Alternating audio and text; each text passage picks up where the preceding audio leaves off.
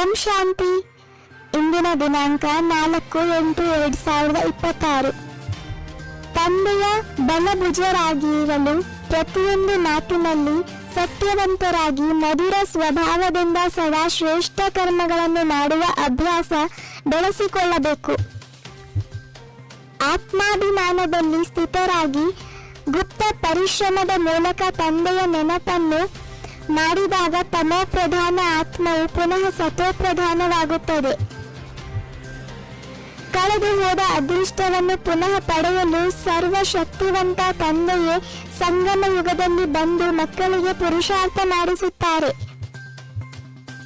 ಬುದ್ಧಿಯ ಮೇಲೆ ಜ್ಞಾನದ ಕಸ್ತೂರಿಯನ್ನು ಧಾರಣೆ ಮಾಡಿಕೊಂಡು ಆತ್ಮವನ್ನು ಸ್ವಚ್ಛ ಮತ್ತು ಶಕ್ತಿಶಾಲಿಯನ್ನಾಗಿ ಮಾಡಿಕೊಳ್ಳಬೇಕು. ಶಿವ ತಂದೆಯೇ ಗೀತಾ ಜ್ಞಾನದಾತರಾಗಿದ್ದು ಎಲ್ಲ ಆತ್ಮರಿಗೆ ಸುಖ, ಮುಕ್ತಿ ಮತ್ತು ಜೀವನ್ಮುಕ್ತಿಯನ್ನು ನೀಡುವವರು ಎಂಬ ದೃಢ ನಿಶ್ಚಯ ಇರಬೇಕು. ಹೊಸ ಪ್ರಪಂಚದ ರಾಜ್ಯಭಾಗ್ಯವನ್ನು ಪಡೆಯಲು ಹಳೆಯ ಪ್ರಪಂಚದ ಮೇಲೆ ಮೋಹವಿಲ್ಲದೆ ವೈರಾಗ್ಯದಿಂದ ಬದುಕಬೇಕು.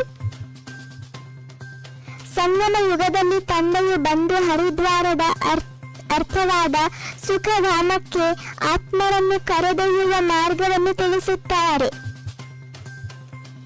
ಆತ್ಮದಲ್ಲಿ ಸೇರಿದ ತುಕ್ಕನ್ನು ಯೋಗಾಗ್ನಿಯಿಂದ ಕರಗಿಸಿ ಪವಿತ್ರವಾಗುವುದೇ ನಿಜವಾದ ಶುದ್ಧೀಕರಣವಾಗಿದೆ. ನೆನಪಿನ ಯಾತ್ರೆಯೇ ಸ್ವರಾಜ್ಯವನ್ನು ಮರಳಿ ಪಡೆಯುವ ಸಾಧನವಾಗಿದ್ದು ದೇಹ ಸಂಬಂಧಿಗಳನ್ನು ಮರೆಯುವ ಅಭ್ಯಾಸ ಅಗತ್ಯವಾಗಿದೆ. ಒಬ್ಬ ಭಗವಂತನೇ ಪತಿತ ಪಾವನನಾಗಿರುವಾಗ ಅಲ್ಲಿ ಅಲೆದಾಡದೆ ಅವರನ್ನೇ ನೆನಪು ಮಾಡಬೇಕು. ಶ್ರೀಮತದಂತೆ ನಡೆಯುವವರೇ ಬುದ್ಧಿವಂತರಾಗಿರುತ್ತಾರೆ ಮತ್ತು ಸದಾ ಶ್ರೇಷ್ಠಾಚಾರಿ ಕಾರ್ಯಗಳನ್ನೇ ಮಾಡುತ್ತಾರೆ. ದುಃಖಹರ್ತ ಸುಖಕರ್ತ ತಂದೆಯ ಮಕ್ಕಳಾದ ನಾವು ಸಹ ಮಧುರ ಸ್ವಭಾವದಿಂದ ಎಲ್ಲರಿಗೂ ಸುಖ ನೀಡುವ ಜೀವನ ನಡೆಸಬೇಕು. ತಂದೆಯ ನೆನಪಿನಿಂದ ಅಂತ್ಯಮತಿ ಗತಿಯಾಗಿ ಶಾಂತಿಧಾಮ ಮತ್ತು ಸುಖಧಾಮದ ಪ್ರಾಪ್ತಿಯಾಗುತ್ತದೆ. ಜ್ಞಾನ ಮಾರ್ಗದಲ್ಲಿ ಆಶೀರ್ವಾದ ಅಥವಾ ಕೃಪೆಯ ಮಾತಿಲ್ಲ. ಪ್ರತಿಯೊಬ್ಬರೂ ತಮ್ಮ ಪುರುಷಾರ್ಥದಿಂದಲೇ ಶ್ರೇಷ್ಠ ಪದವಿಯನ್ನು ಪಡೆಯಬೇಕು. ತಂದೆ, ಶಿಕ್ಷಕ ಮತ್ತು ಸದ್ಗುರು ಎಂಬ 3 ಇಂಜಿನ್ಗಳು ಒಂದೇ ಸಮಯದಲ್ಲಿ ದೊರಕಿರುವ ಈ ಸಂಗಮ ಯುಗವು ಅತ್ಯಂತ ಭಾಗ್ಯಶಾಲಿ ಸಮಯವಾಗಿದೆ. ಘರ್ಷಣೆಯ ಸಂಸ್ಕಾರಗಳು ಸೇವೆಯಲ್ಲಿ ಬಹಳ ನಷ್ಟವನ್ನುಂಟು ಮಾಡುತ್ತದೆ. ಆದ್ದರಿಂದ ಪರಸ್ಪರ ಹೊಂದಾಣಿಕೆಯಿಂದ ನಡೆಯಬೇಕು. ಕ್ರೋಧದ ಭೂತವು ಆತ್ಮವನ್ನು ದುರ್ಬಲಗೊಳಿಸುತ್ತದೆ. ಆದ್ದರಿಂದ ಶಾಂತಿ ಮತ್ತು ಪ್ರೀತಿಯಿಂದ ಎಲ್ಲರನ್ನೂ ಗೆಲ್ಲಬೇಕು. ಪವಿತ್ರತೆಯ ಸ್ತಂಭವನ್ನು ಸಮರ್ಥವನ್ನಾಗಿ ಮಾಡಿದಾಗ ಜೀವನವೇ ಲೈಟ್ ಹೌಸ್ನಂತೆ ಅನೇಕ ಆತ್ಮಗಳಿಗೆ ದಾರಿದೀಪವಾಗುತ್ತದೆ.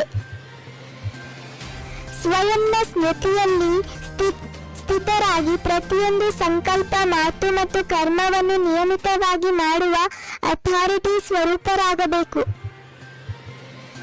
ಬುದ್ಧಿಯಲ್ಲಿ ಅಶುದ್ಧ ಸಂಕಲ್ಪಗಳು ಅಥವಾ ಹಳೆಯ ಸಂಸ್ಕಾರಗಳು ಟಚ್ ಆಗದಂತೆ ಸಂಪೂರ್ಣ ವೈಷ್ಣವ ಮತ್ತು ಸಂಪೂರ್ಣ ಪವಿತ್ರ ಸ್ಥಿತಿಯನ್ನು ಧಾರಣೆ ಮಾಡಬೇಕು. ತಂದೆಯ ಶ್ರೀಮತದಂತೆ ಭಾರತವನ್ನು ಪುನಃ ಪಾವನ ಸ್ವರ್ಗವನ್ನಾಗಿ ಮಾಡುವ ಈಶ್ವರೀಯ ಸೇವೆಯಲ್ಲಿ ನಿರಂತರವಾಗಿ ತೊಡಗಿಸಿಕೊಳ್ಳಬೇಕು.